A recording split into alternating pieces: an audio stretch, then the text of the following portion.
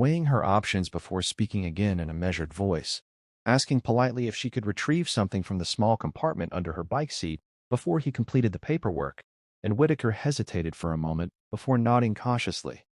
When Maya lifted the seat compartment, she removed a small leather wallet, one that looked ordinary enough until she flipped it open and held it calmly at chest level, revealing the unmistakable gold badge and credentials of the Federal Bureau of Investigation. The transformation in the officer's expressions happened almost instantly, confusion flashing first, then disbelief, and finally a stunned silence that seemed to freeze the desert air around them as Whitaker stared at the badge like someone trying to wake up from a sudden dream. Maya spoke quietly but firmly, explaining that she was Special Agent Maya Carter, currently assigned to a federal task force operating across Arizona and Nevada, and that she had been riding off duty, but was still very much a federal law enforcement officer.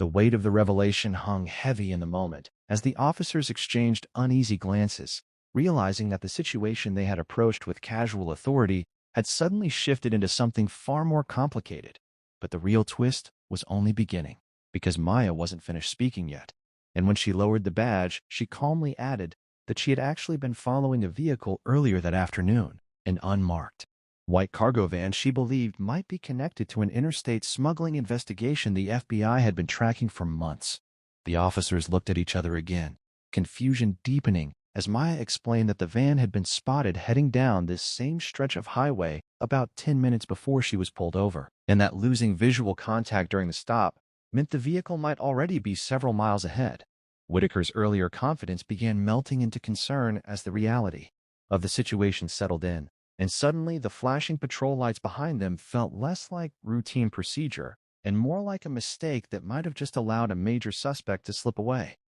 Maya didn't accuse anyone or raise her voice. She simply watched them calmly, though the seriousness in her eyes made it clear that time mattered now more than pride. After a tense pause, Whitaker finally cleared his throat, lowering the citation book slowly as he asked for details about the van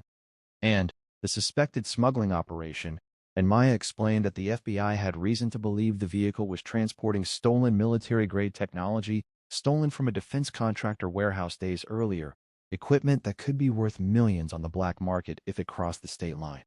Suddenly, the officer's earlier irritation vanished entirely, replaced by the adrenaline of a real criminal pursuit as radios crackled to life with new urgency. Patrol units up the highway were alerted to watch for the white cargo van while Maya pulled her helmet back on and prepared to ride again. The atmosphere transformed from confrontation into uneasy cooperation. Yet none of them realized that the biggest twist was still waiting just beyond the next stretch of highway, because several miles ahead, the very van they were searching for had just pulled into a quiet roadside gas station, its driver nervously scanning the road while speaking into a phone with hushed urgency, unaware that the rider he believed he had successfully shaken earlier was now racing toward him with federal authority and a growing convoy of police units behind her. As Maya accelerated down the highway again, the Superbike roared like a jet engine unleashed, weaving through traffic with precise control as flashing patrol lights appeared in the distance behind her. And inside her helmet, her mind shifted fully into mission mode,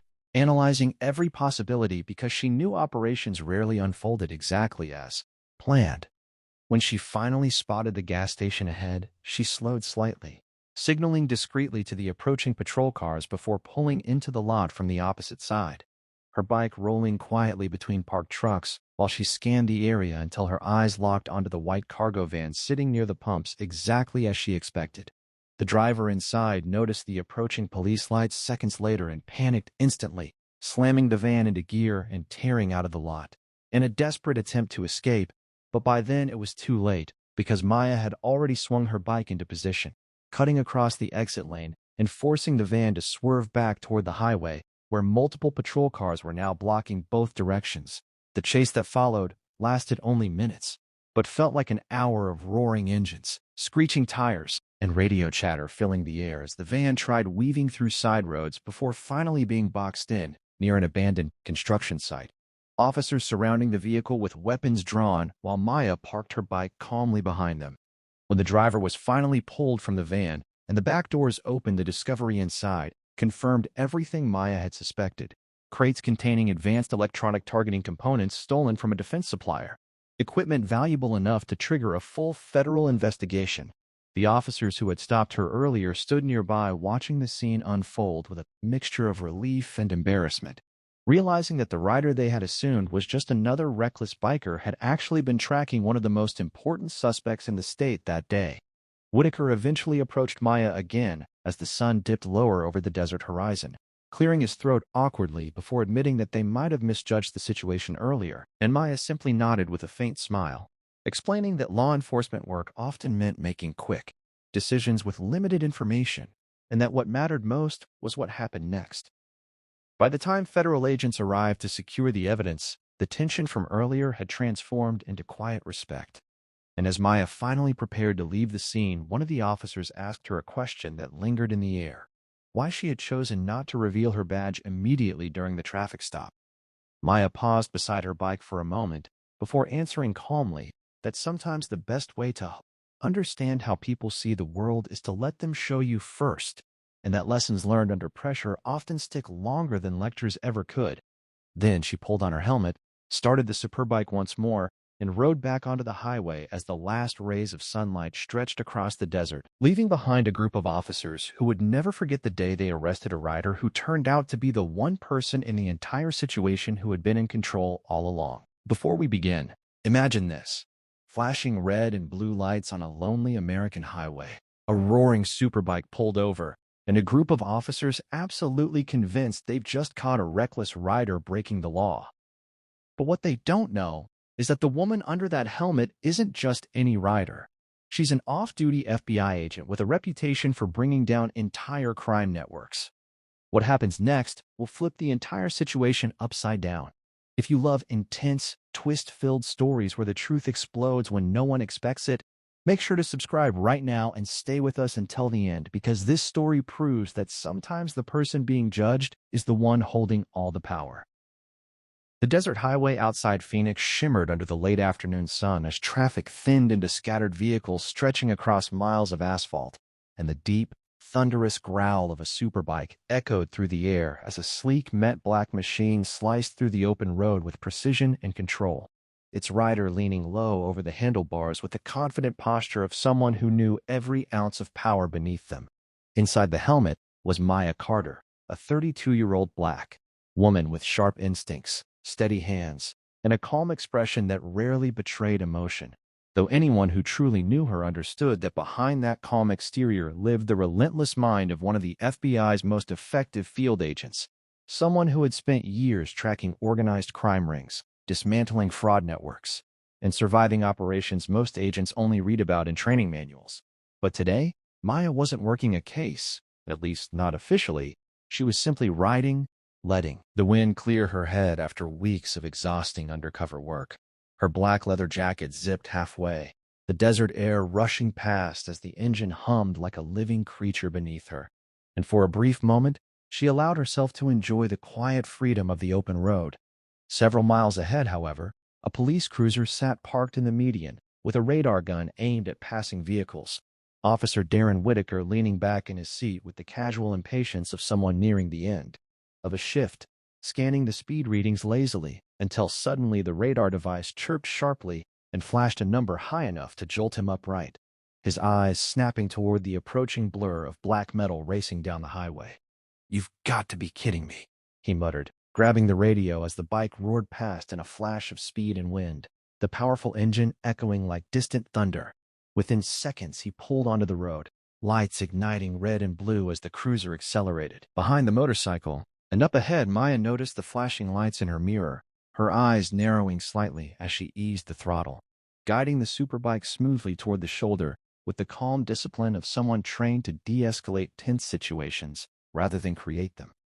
The cruiser rolled to a stop behind her, gravel crunching beneath the tires, and Whitaker stepped out, adjusting his sunglasses with the confident swagger of a man convinced he had just caught a reckless biker